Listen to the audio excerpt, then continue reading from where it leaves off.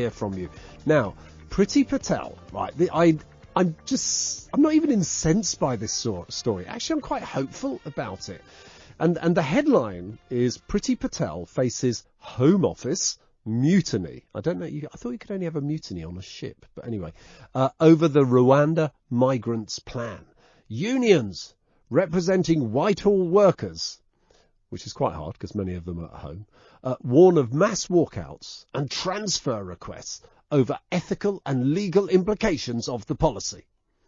Right, with me so far? So the government insists on bringing in a policy that is delivering on their manifesto pledge to take back control of the borders. Now, so unions have warned that there will be mass walkouts and transfer requests. All right, that means the staff are so offended by the policy, they're all going to walk out. And they think there are ethical and legal implications to send illegal migrants 5,000 miles to an African country. And this threat is from civil servants. And apparently it will reinforce concerns among top Conservatives about the dysfunctional nature of the Home Office. Yes, well, there's a short answer to this, isn't it? If you don't like the policy of the government, then leave your job. Because, honestly, as a taxpayer, I don't want you there. I personally have civil servants who are political, who are wedded to the values and ideas of the government we choose to elect.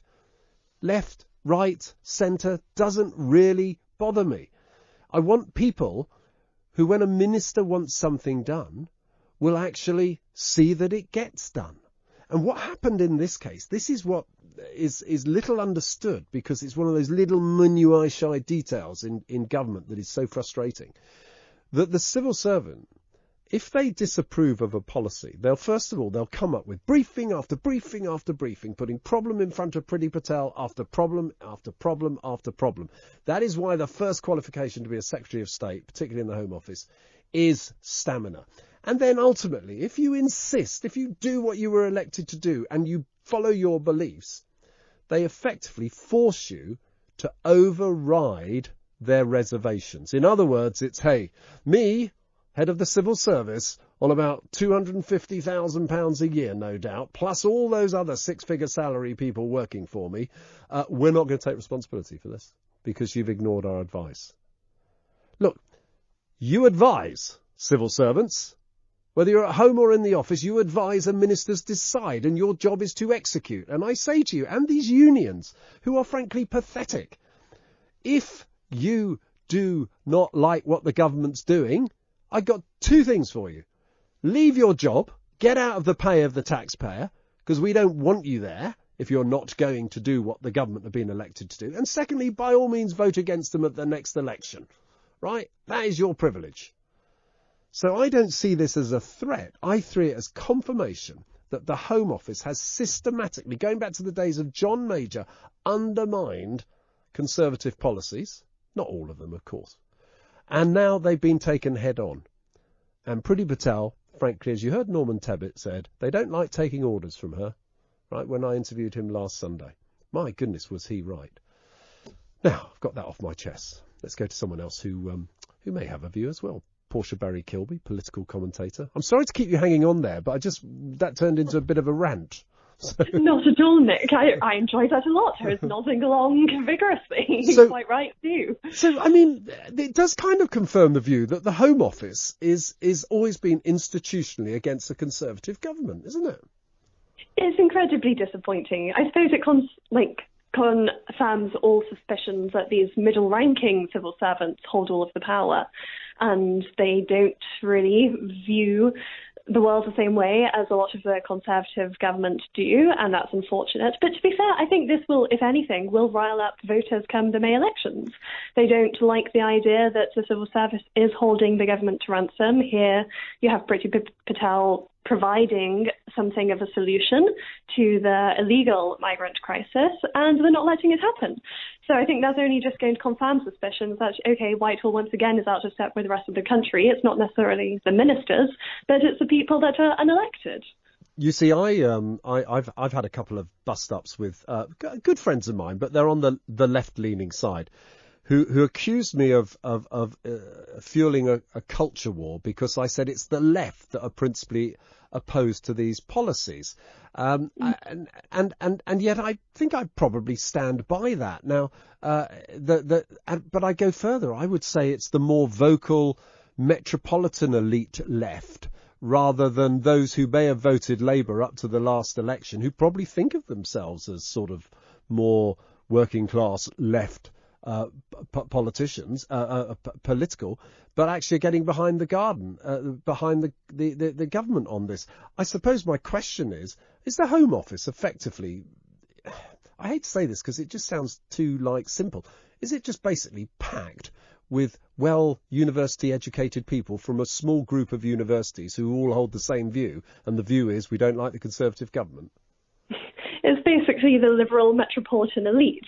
Or if it isn't, it's at least pointing all to that conclusion, which is a problem. I think, people on the right and the left don't like illegal immigration. Obviously, there's a huge array of views within that, but people left and right like people to come here honestly, to earn a living honestly, not people hopping across the channel from France. It's not, not the biggest fan of France, the white flag nation, but it's not the worst place to end up. It is the age-old tale of civil servants holding the power, which is ridiculous because they know they're a civil servant. They have to answer to the government. If they don't like Priti Patel, then tough. That job. It would be great, wouldn't it? I'm not a Trumpist particularly, but when you think about draining the swamp, I'm thinking, well, maybe this is the right thing to do. Maybe that is the right approach. So let me ask you this question. In America, the sort of top floor of the civil service, or it certainly was when I was politically active and over there, was all political appointees. They would put people in effectively who were there to drive through the government's agenda. We don't do that. We take this pleasure that we have a so-called politically neutral civil service. Will this country ever have the appetite for reform to actually say, new governments come in, they have the right to chop and change the people who are heading up their departments and could bring in a political appointees? Do you think we'd ever do that here? I think we do have, insofar as there are SPADs, but then I think the trouble that SPADs run into is you have civil servants blocking what they're trying to deliver on behalf of the ministers. And at the end of the day, I think you need a civil service which are committed to the idea of being a civil servant. And that shouldn't be necessarily liberal folk, it shouldn't be conservative, it should be people who believe in the electoral process we have in the UK, who believe in the UK as a concept and want to deliver for the people, that they don't mind who is elected, they trust the people to elect whoever and are happy to act on that whim and be committed to the Britons in the truest sense, because otherwise it won't work, it will never work, and you'll have a whole every 5 years or 10 years new people coming in and not the internalized kind of institutional knowledge, which does help things run smoothly. Well, that's the dilemma, isn't it? But let me ask you this question, if I may. But one of the key ingredients, I think, to be a minister at any level is this stamina. I was briefly a special advisor to Dominic Raab for 123 days, the most torturous 123 days. Nothing to do with him, but the torturous 23 days that I was there. And it really required stamina to keep pushing back things to some departments that I work with that just refused to do what you wanted to do. And yet, in a reshuffle, we could pluck an MP who has no executive experience, never run anything more than a bath, and put them in charge of a department with no training. Is there anything we can do to basically support our secretaries of states and ministers and toughen them up? Well, I guess that goes back to the initial process of getting elected as an MP and then having enough, I suppose, high caliber MPs in the party for a reshuffle to go in with the stamina and to just, I think, override civil servants. Obviously, easier said than done. They do depressingly hold the power and can hold ministers kind of at gunpoint to do whatever. And they get house trained. And literally, a minister is put, a brief will go in front of him, and it'll be a 2 or 3 page brief. and it'll spell out what the policy is, it'll spell out what the pluses are, and it'll spell out what the objections are and what the risks are, and it all steers you to the civil service conclusion. So if you are not a minister who let's face it, who is, shall we say, if you are a minister who's risk averse, you're going to do exactly what they want. That's the danger. I think there has to be like a high level of just seeing through all of the smoke, and it's very one-sided. I hope like nowadays people are at least somewhat suspicious of what's put in front of them. They want to question it. It is at least like, don't trust mainstream media. For better or worse, people are somewhat suspicious. And like, hang on, there's got to be two sides here, and you've given me this brief. What is actually the credible arguments on the other side? And you just need someone to be pushing, not saying that will solve all of the problems, but you're quite right, you need to have stamina in that position. And, well, hopefully any reshuffle will only bring the best to the front, and that will... But you know it doesn't. You know it doesn't. Wow. Come on. You're trying to be positive on this, Easter, Nick. Because they don't appoint them on skill or expertise. Otherwise, we'd probably always have certain types of people appointed to certain type of jobs. Particularly Boris Johnson's government, they tend to appoint on loyalty, on Brexit record and things like that, don't they? And that's politics, isn't it?